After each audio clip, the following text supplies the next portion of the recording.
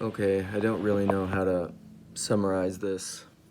I went to a class last night at church on St. John of Damascus and free will. And what I want to say is that free will, as I understand it, is not the ability to choose otherwise. And a lot of the conversation about free will gets really is often misunderstood, I think, and confusing because people have there's a commonly accepted, assumed, tacit understanding of free will, which isn't free will, which is to deliberate and choose between two things. It's to choose between good and evil. Sorry, I'm shaking this. It's to choose the good over the bad. And I do think we do that. I do think we make those kinds of choices and discernments all the time. I mean, it's why we do anything. We desire something over something else. Sometimes this is conscious, sometimes it's not. Sometimes we just do it based out of habit and ritual and routine. But the illusion that we can choose in any one particular moment,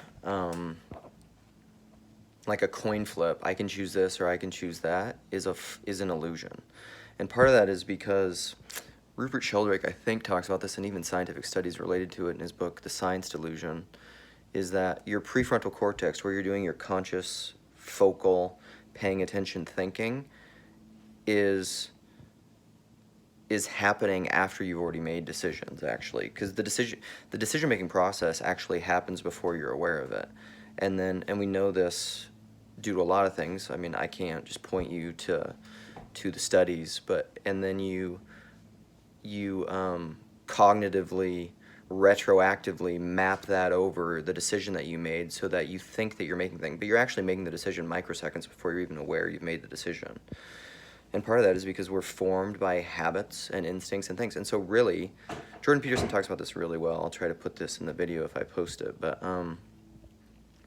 in this conversation on free will, where he says, you're truly the most free in regard to future decisions down the road because you can slowly tweak things. It's like the 1 degree change that you can make, and that reorients you toward the future.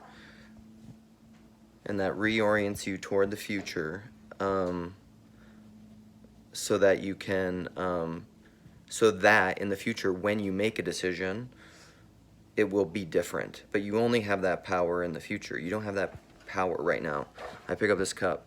Was I free to not pick it up? No, because I did it. So when you make the choice is determined.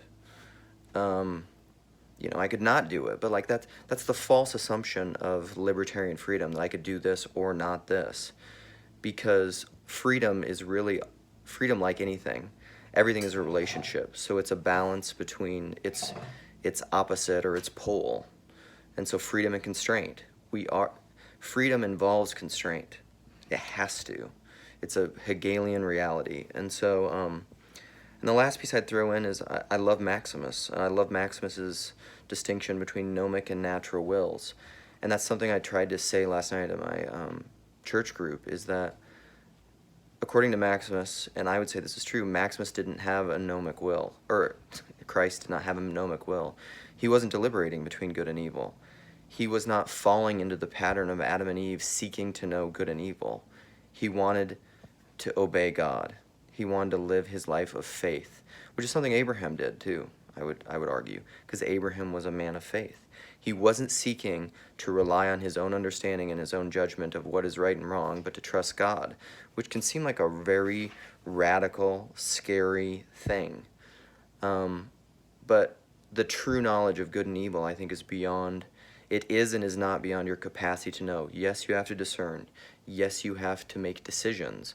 But those decisions, most of your decisions and your conscious awareness should be future-oriented, because all of that is potential. Because when you don't have, does this mean you shouldn't wrestle about a decision in the moment? No, you should. But you also need to understand that, like, it's not a choice between, is something free will, is something free, meaning like libertarianly free, you can choose this or that, or is it determined? it's both. In the moment, though, when you make a decision, you don't have to. Maybe this is a follow-up conversation. I think the thing that people really struggle with is the guilt and the shame that is attached to these choices that we've made, the determined choices we've made because we've made them, because we've done them, and then the corresponding guilt and shame and judgment that's related to a certain understanding of God and justice that's associated with those choices. So I don't know. I'll try to leave it there. It's a little short video. I think there's a lot of follow-ups of where you could go with this, but libertarian freedom is silly. I don't like it. I don't even like certain understandings of middle knowledge because it has certain assumptions about time. I don't know. I just want to do a little video because I was left wanting after my conversation or my little meeting last night at church. And I do like the topic of free will. Oh, I'll try to put in that Peterson video too. All right. Good day, y'all.